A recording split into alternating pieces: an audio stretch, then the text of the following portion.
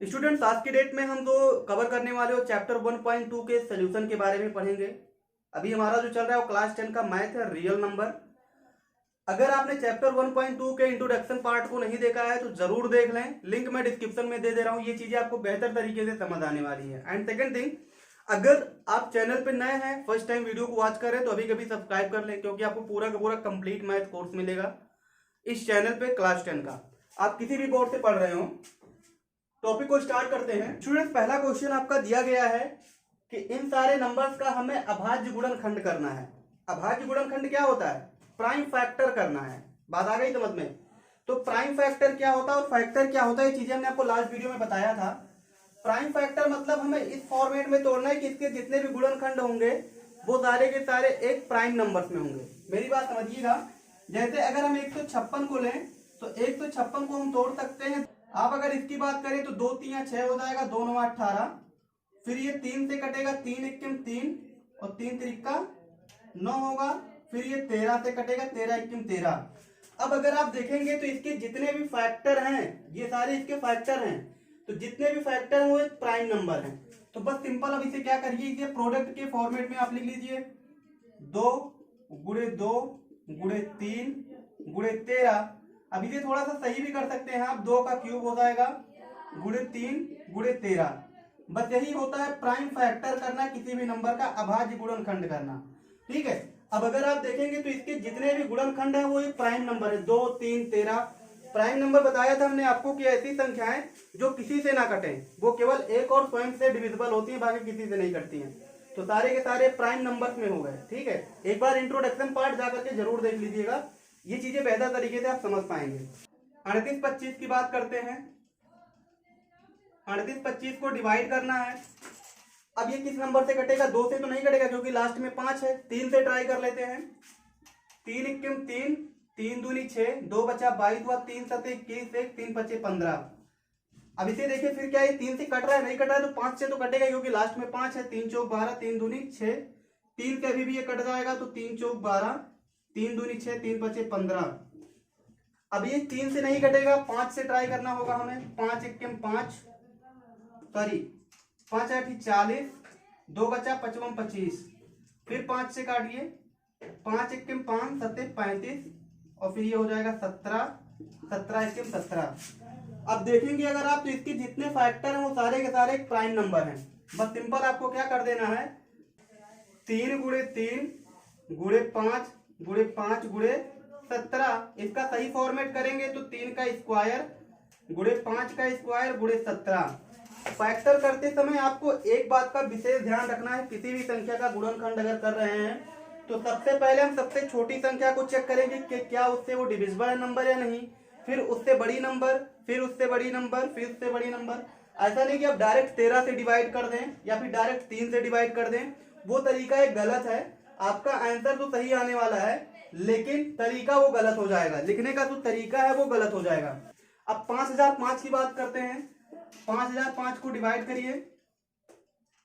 5005 का फैक्टर अगर करें तो ये 3 से तो नहीं कटेगा, लास्ट में 5 है। 2 से भी नहीं कटेगा, 5 से ट्राई कर लेते हैं। 5 1 5 00 5 1 5। 1000 एक को डिवाइड करना है। अब देखिए किस नंबर से कट रहा है। 3 से चेक करिए, 3 त्रिका 9, 3 त्रिका 9, 3 से भी नहीं कटेगा, 5 से तो कटेगा नहीं। 7 से चेक कर ले, 7 1 7, 7 चौक 28, 2 7 1 7, 3 7 चौक 28 2। 7 से ये डिविजिबल है। 7 से देख लीजिए, 7 1 7 होगा, 3 बचेगा यहाँ पे, 10 से 3 30 होगा। फिर 7 चौक 28, 2 बचेगा 21, 7 त्रिक 21 हो जाएगा। ठीक है। अब ये किससे डिविजिबल होगा? 143। क्योंकि 7 के अब आगे का ही नंबर से डिविजिबल होने वाला है 143। तो 11 से अगर चेक करते हैं आप, 11 एक आपका प्राइम नंबर है तो 11 1 11, 3 बचा और 11 3 33 हो जाएगा। फिर ये 13 से डिविजिबल है, 13 1 13। बस सिंपल अब इसका क्या करना है, प्राइम फैक्टर अगर आपने करा तो ये हो जाएगा 5 गुणे 7 गुणे 11 गुणे 13। ये इसका प्राइम फैक्टर हो गया। बहुत सिंपल सी बात है। ठीक है। बस इसी प्रकार से आपको प्राइम फैक्टर करना है फ्रेंड्स। इसी को बोलते हैं गुणनखंड करना, अभाज्य गुणनखंड करना। बात आ गई समझ में? अगला क्वेश्चन देखते हैं, वीडियो पॉज करके क्वेश्चन नोट कर लें। स्टूडेंट्स, अगला क्वेश्चन आपका दिया गया है, अभाज्य गुणनखंड द्वारा निम्नलिखित संख्याओं का एलसीएम और एचसीएफ निकालिए। ये सारे नंबर्स दिए गए हैं, हमें इनका एलसीएम और एचसीएफ निकालना है। एलसीएम मतलब होता है लिस्ट कॉमन मल्टीपल और एचसीएफ का मतलब होता है हाईएस्ट कॉमन फैक्टर, लघुत्तम समापवर्तक और महत्तम समापवर्तक। बहुत सिंपल सा मतलब है। देखिएगा, हमें पहले तो क्या करना होगा, इन सारे नंबर्स का अभाज्य गुणनखंड करना होगा, प्राइम फैक्टर करना होगा। 12 का प्राइम फैक्टर करिए, हो जाएगा ये 2 छक 12, 2 3 6 और 3 इक्के 3 होगा।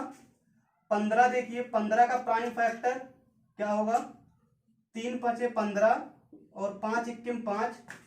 21 का करिए, 21 का होगा 3 7 21 और 7 इक्के 7 होगा। यानी कि अगर आप 12 को लिखेंगे तो 12 आपका हो जाएगा 2 गुणे 2 गुणे 3, 2 दूनी 4 3 12। 15 की बात करें तो 15 आपका लिखा जा सकता है 3 गुणे 5 और 21 को लिखेंगे तो हो जाएगा 3 गुणे 7। अब अगर आप एलसीएम की बात करें, आप इसे मिटा सकते हैं। एक चीज और हम आपको बता दें, जरूरी नहीं कि आप इसी प्रकार से इन सबको लिख करके फैक्टर करें फिर उसके बाद में एलसीएम और एचसीएफ निकालें। डायरेक्टली आप ये भी लिख सकते हैं। अगर आप प्रैक्टिस बहुत अच्छे तरीके से कर रहे हैं तो ये सारी चीजें करने की जरूरत नहीं पड़ेगी। फ्रेंड्स, एलसीएम के लिए क्या करना होता है, एलसीएम में आपको देखना है कौन से ऐसे फैक्टर हैं जो सब में कॉमन दिख रहे हैं। ठीक है, अब देखिए कॉमन आपका इसमें कौन सा फैक्टर सब में दिख रहा है, कौन सा ऐसा फैक्टर है जो सभी में है। हमने देखा 3 3 3, मतलब 3 जो है तीनों में मिल रहा है, तीनों नंबर में, तो 3 को ले लीजिए। अब जो सभी में कॉमन नहीं दिख रहे हैं, जो फैक्टर सभी नंबर्स में कॉमन नहीं दिख रहे हैं, उनको भी हमें साथ में ले लेना है। एलसीएम में यही करना होता है। अब 2 आपका 2 बार दिया गया है तो 2 बार आप लिख लीजिए, 2 का स्क्वायर हो जाएगा। 5 आपका 1 बार दिया गया, 1 बार लिख लीजिए और 7 को 1 बार लिख लीजिए। लेकिन ये लिखने का फॉर्मेट सही नहीं है।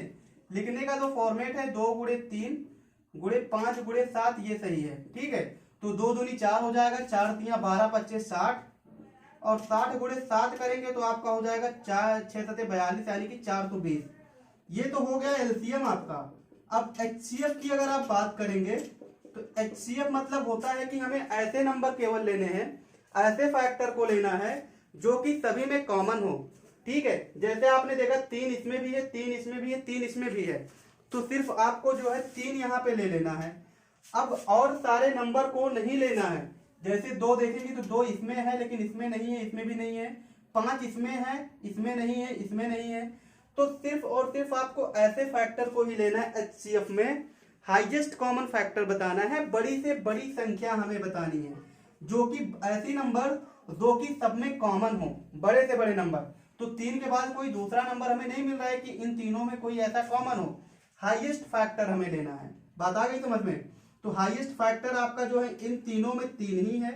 और इसमें क्या है कि लिस्ट कॉमन मल्टीपल, यानी कि छोटे से छोटे गुणज को हमें लेना है, छोटे से छोटे गुणांकों को लेना है। 12 15 और 21 के जो गुणांक है, फैक्टर एक है, 2 2 3 3 5 3 7, ये सारे क्या है, एक गुणांक है 12 15 और 21 के।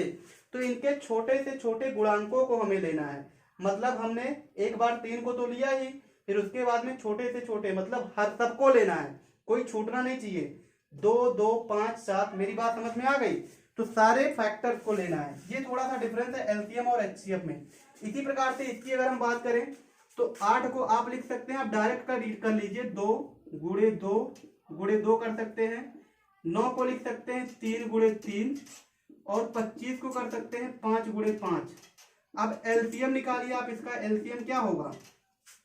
एलसीएम मैंने आपको बताया लिस्ट कॉमन मल्टीपल, मतलब छोटे से छोटे गुणज को लेना है, हर एक नंबर को लेना है, कोई छूटना नहीं चाहिए, हर एक गुणज को लेना है। तो 8 के ये सारे क्या है, ये सारे गुणज ही तो हैं, फैक्टर हैं।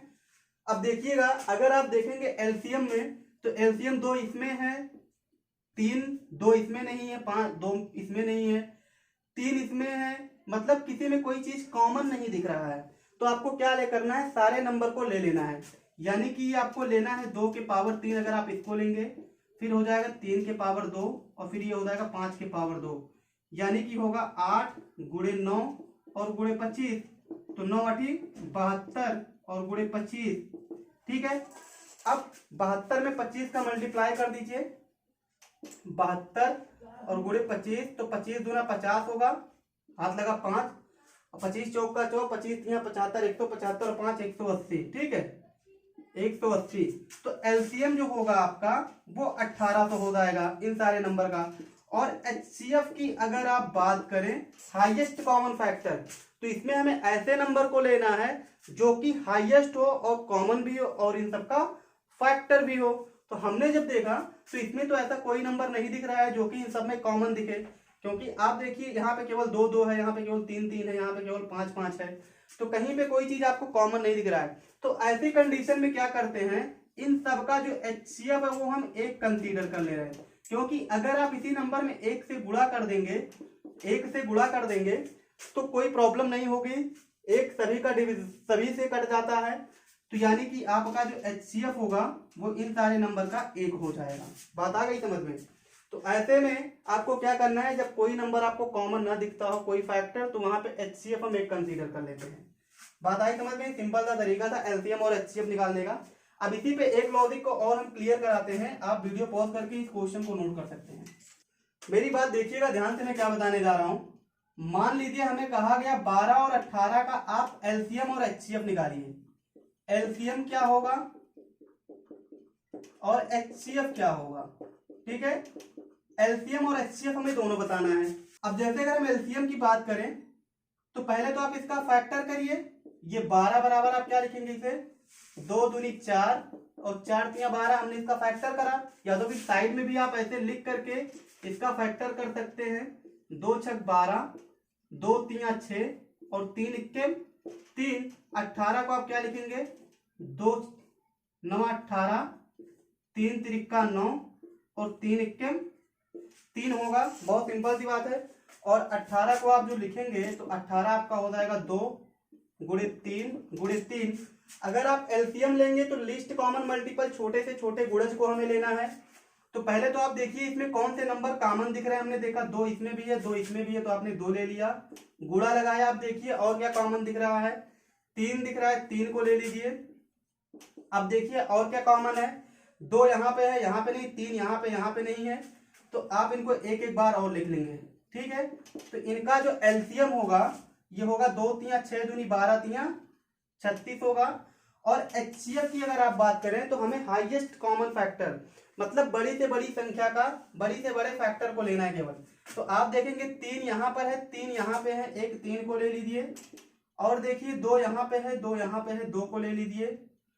2 यहाँ पे है, यहाँ पे नहीं है, 3 यहाँ पे है, यहाँ पे नहीं है एक्स्ट्रा, तो इसका जो एचसीएफ होगा वो 6 आ जाएगा।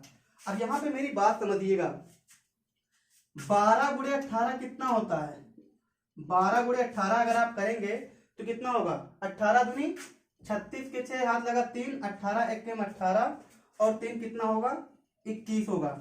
यानी कि 12 गुणे 18 किया आपने तो कितना आया, 216 आया।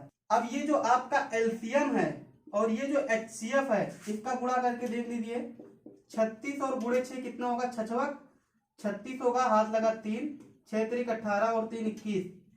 मतलब कि आपने जब इन दोनों नंबर को आपस में मल्टीप्लाई किया तो भी आपका 216 आया, और जब इनके एलसीएम और एचसीएफ को मल्टीप्लाई करा तो भी आपका 216 आया। यानी कि यहां से एक आपका फॉर्मूला बनता है। इस कॉन्सेप्ट को आप समझ गए होंगे मैं कहना क्या चाह रहा हूं, कि मतलब किसी भी दो संख्याओं का जो गुणनफल होता है वो उनके एचसीएफ और एलसीएम के गुणनफल के बराबर होता है। यहां से एक फॉर्मूला बनेगा, दो संख्याओं का गुणनफल जो होता है, नोट कर लेंगे, आपके फॉर्मूला आपके बहुत यूज आएगा। दो संख्याओं का गुणनफल जो होता है वो एचसीएफ गुणे एलसीएम होता है। एचसीएफ गुणे एलसीएम होता है। उन दोनों नंबर का एचसीएफ और एलसीएम बराबर होता है उन दोनों संख्याओं के गुणनफल के। मेरी बात समझ में आ गई। ये सिंपल सा फॉर्मूला है, आप इसे नोट कर लें, और ये आपके बुक में दिया भी गया है। यहाँ से आपके क्वेश्चन किस प्रकार से बनते हैं वो चीजें हम एक बार देख लेते हैं। अगला क्वेश्चन देखिएगा, अभी जो फॉर्मूला बताया है किस प्रकार से उससे आपके क्वेश्चन मिल सकते हैं। 26 और 91 का एलसीएम और एचसीएफ निकालें तथा जांच कीजिए कि दो संख्याओं का गुणनफल बराबर एचसीएफ गुणे एलसीएम। ठीक है, अब यहाँ पे हमें चेक करना है कि इनका जो एचसीएफ और एलसीएम है, मतलब कि 26 गुणे 91 बराबर होगा एचसीएफ और गुणे एलसीएम के हमें ये चीजें प्रूव करनी है, इस क्वेश्चन में ये कहा गया है। अब 26 का एलसीएम क्या होगा, 26 का फैक्टर करिए आप तो ये हो जाएगा 2 गुणे 13, और 91 का अगर आप करेंगे तो क्या हो जाएगा, 13 सत्ते 91 होता है ना, तो 7 गुणे 13 हो जाएगा। हमने डायरेक्टली फैक्टर कर दिया और लिखने की जरूरत भी नहीं है, ठीक है। अब क्या करना है आपको, एलसीएम अगर आप इसका देखेंगे तो एलसीएम क्या होगा, एलसीएम इसका हो जाएगा, मतलब कि 13 दोनों में मिल रहा है तो 13 को तो लेना ही है। अब 2 देखिएगा अकेला है तो 2 को भी ले लीजिए और फिर 7 को ले लीजिए, यानी कि हो जाएगा 7 दूनी 14 गुणे 13 हो जाएगा। बात आई समझ में। तो 13 चौक के कितना होगा, 13 चौक के हो जाएगा 52, हाथ लगा 5, और 13 एकम 13 और 5 18, ठीक है। तो एलसीएम तो आ गया 182, एलसीएम जो आया आपका वो 182 आया, और एचसीएफ जो होगा आपका वो आपका 13 हो जाएगा, मतलब हाईएस्ट कॉमन फैक्टर। तो अगर आप देखेंगे तो 13 ही ऐसी एक संख्या, ऐसा एक फैक्टर है जो कि दोनों में मिल रहा है। तो एलसीएम और एचसीएफ तो इसका ये आया। अब हमें प्रूफ क्या करना है, हमें जो प्रूफ करना है वो करना है कि 26 गुणे 91 जो होगा वो एलसीएम और गुणे एचसीएफ होगा, है ना। तो 26 गुणे 91 गुणा करके अभी हम चेक कर लेते हैं। 26 और गुणे 91 क्या करना होगा हमें, 182 गुणे 13 करना होगा, क्योंकि 182 आपका एलसीएम है और 13 आपका एचसीएफ है। तो गुणा करके आप देख लीजिए, 26 और 91 का गुणा करें, 6 एकम 6, 9 छोक 54, 2 एकम 2, 9 दूनी 18, 4 2 6 6, 8 5 13, 1 1 2, ये आया आपका 2366। बात आई समझ में, ये 2366 हुआ। और 182 गुणे 13 करिए, 3 दूनी 6, 8 3 24, 2 3 एकम 3 और 2 5, 182, 6 6 8 5 13, 2366। यानी कि आपने क्या देखा कि जब इसका और इसका गुणा किया, मतलब दोनों नंबर का, तो भी 2366, और एलसीएम गुणे एचसीएफ किया तो भी आपका 2366। तो यानी कि इससे क्या हुआ कि ये प्रूव हो गया जो कथन आपका यहाँ पे दिया गया था कि दो संख्याओं का गुणनफल बराबर होता है एचसीएफ गुणे एलसीएम के। बात आई समझ में। अब यहाँ से आपको एक क्वेश्चन और बनते हैं। क्वेश्चन क्या बनता है कि आपको दे दिया जाएगा, एलसीएम दे दिया जाएगा इन दोनों का, मतलब क्वेश्चन इस प्रकार से बनेगा कि दो संख्याओं का एलसीएम जो है 182 है और एचसीएफ 13 है। पहली संख्या अगर 26 है तो दूसरी संख्या ज्ञात करिए, ठीक है। इस प्रकार से भी क्वेश्चन आपका बन सकता है। देखिएगा क्वेश्चन उस प्रकार से हम सॉल्व कराते हैं आपको, वीडियो पॉज करके क्वेश्चन नोट करते हैं। फ्रेंड्स, आपका जो क्वेश्चन बन सकता है वो इस प्रकार से बनेगा, दो संख्याओं का एचसीएफ तथा एलसीएम 182 और 13 है, तथा पहली संख्या 26 है तो दूसरी संख्या ज्ञात कीजिए। तो हमने आपको फॉर्मूला क्या बताया कि दो संख्याओं का गुणनफल जो होता है, दो संख्याओं का गुणनफल जो होता है वो किसके बराबर होता है, उनके एचसीएफ और एलसीएम के बराबर होता है ना। तो हमें मान लीजिए पहली संख्या हमें दे दी गई 26 और दूसरी संख्या हम x मान ले रहे हैं। एलसीएम और एचसीएफ आपका दिया गया 182 गुणे 13, ठीक है। यानी कि एलसीएम आपका 182 और एचसीएफ आपका 13 दे दिया गया है। तो x की वैल्यू अगर आप निकालेंगे, यानी कि दूसरी संख्या बराबर, तो 182 गुणे 13 बटे 26 होगा। 13 एकम 13 दूनी 26, 2 एकम 2 9 18, 2 एकम 2, तो x की वैल्यू 91 आ जाएगी। बात आ गई समझ में। तो इस प्रकार से भी आपको क्वेश्चन मिल सकता है आपके एग्जाम में, और ऐसे बहुत सारे क्वेश्चन आपके बुक में दिए गए हैं, आप उन्हें सॉल्व करिएगा। बात आई समझ में। ये बहुत सिंपल सा लॉजिक था। बाकी फ्रेंड नेक्स्ट वीडियो में मिलते हैं। अभी आपका ये चैप्टर खत्म नहीं हुआ है तो इसका एक दूसरा पार्ट भी बनाना पड़ेगा। बात आई समझ में। तो उस पार्ट को भी आप देखिएगा, उसमें भी बहुत सारे क्वेश्चन हम सॉल्व कराने वाले हैं। तब तक के लिए आप अपना ख्याल रखें। बहुत बहुत धन्यवाद हमारे साथ जुड़े रहने के लिए। Thank you.